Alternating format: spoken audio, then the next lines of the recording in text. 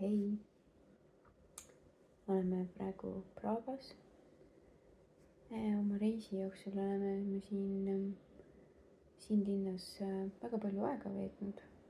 See on meid kuidagi eriliselt tõmmanud ja me oleme tundnud siia kutset.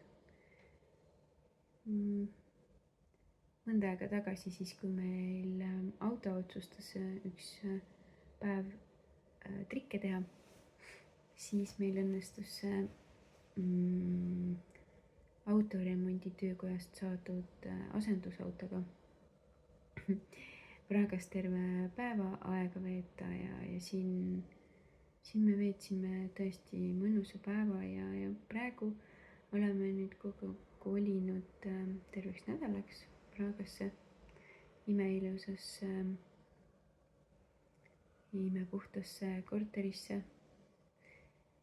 Pigem rahulik ümbrus, suurlinna kohta väga vaikne. Aga see meil meeldibki ja teised on praegu läinud õue jalutama. Mina hetkel vaatan enda sees seda materjali ja infot, mida ma nüüd viimasel ajal läbi ühe programmi olen omandanud ja siis seda läbi töötades või seda läbi mäletsedes ka iseendasse on hakanud uued teadmised maanduma.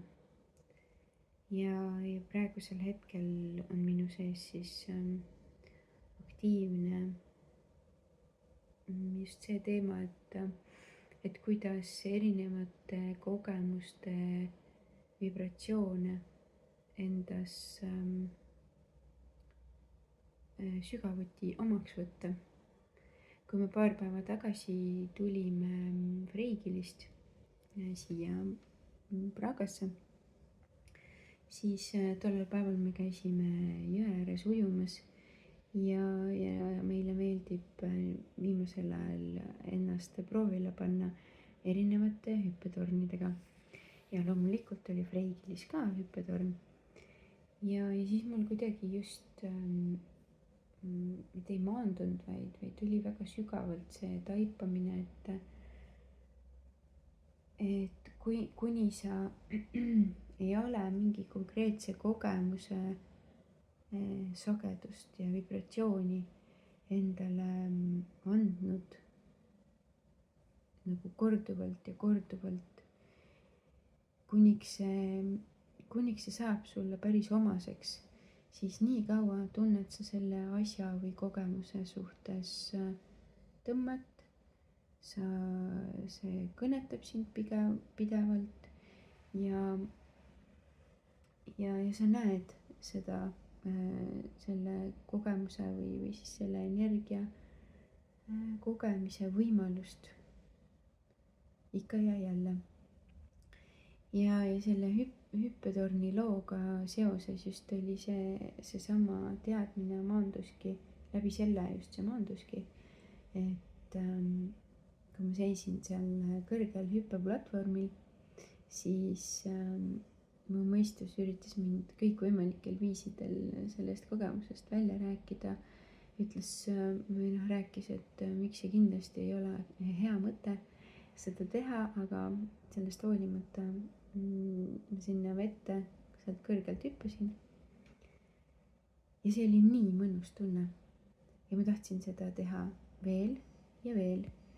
Ja minu kaaslased Ats ja Sander olid täpselt samamoodi meelestatud, kui esimene hüpe võttis kaua aega, siis järgmised hüpped tulid järjest kiiremini ja lihtsamalt. Ja see oli just seesama hetk ja koht, kus ma sain aru, et kui sa annad seda kogemust ja seda sagedust endale nii mitu korda järjest, kuni see enam ei ole sinu jaoks mitte huvitav või et ta ei muutu ka otseselt igavaks, aga sa lihtsalt tunned selle vibratsiooni enda jaoks lõpuni. Ja see võnge enam ei käivita sind.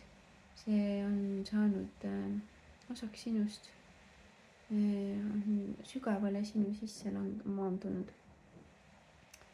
Ja siis enam ei taha seda kogeda või siis see muutub sinu igapäevaeluks ja tavapäraseks harjumuslikuks. Ja siis sa ühel hetkel märkad, kuni sind hakkab kõnetama midagi muud.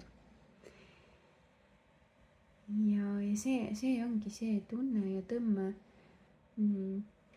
mis loob inimese elus erinevaid huvitavaid kogemusi. See ongi see, mis paneb üleüldse edasi liikuma. Nii kaua, kuni sa ei tunne lõpuni seda tunnet ja seda kogemust, sellest kogemusest saadavat võnget, mis sind praegu kutsub. Kuniks sa seda lõpuni ei tunne, nii kaua sa ei saa edasi liikuda. Ja olgu see siis ükskõik mis. Kas see on, mõnel inimesel on see mägedes matkamine, mõnel inimesel on see hüppetornidest alla hüppamine nagu meil praegu. Mõnel inimesel on see, ma ei tea, armukesega nurga taga suudlemine. Mõnel inimesel on see šokolaadi suflee nautimine. Mõnel inimesel on see suurele pühale energiale andumine ja sellesse täielikult maandumine, et mida kedagi hetkel kutsub.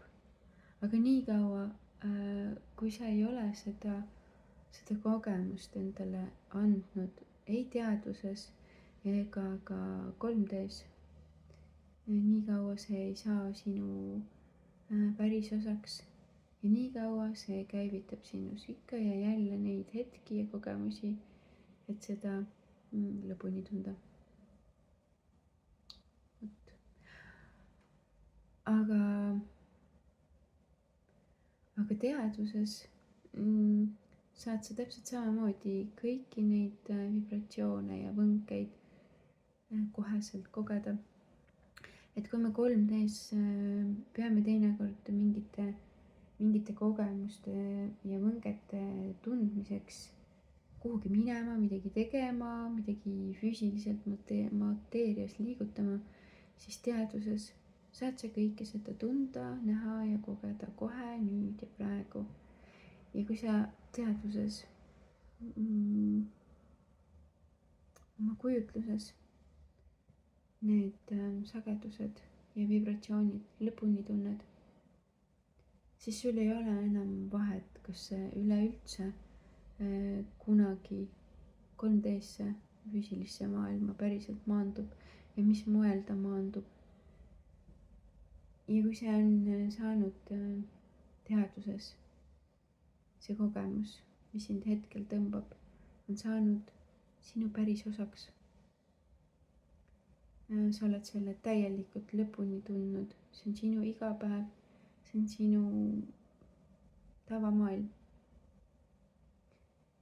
Siis ja just siis ja ainult siis saab see füüsilises maailmas materialiseeruda.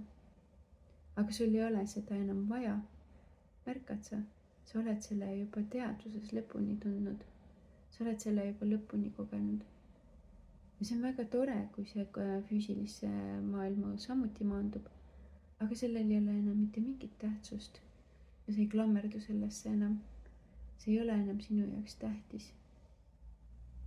See on piirideta puhas loomine. Järgmise korrani. Ei tea.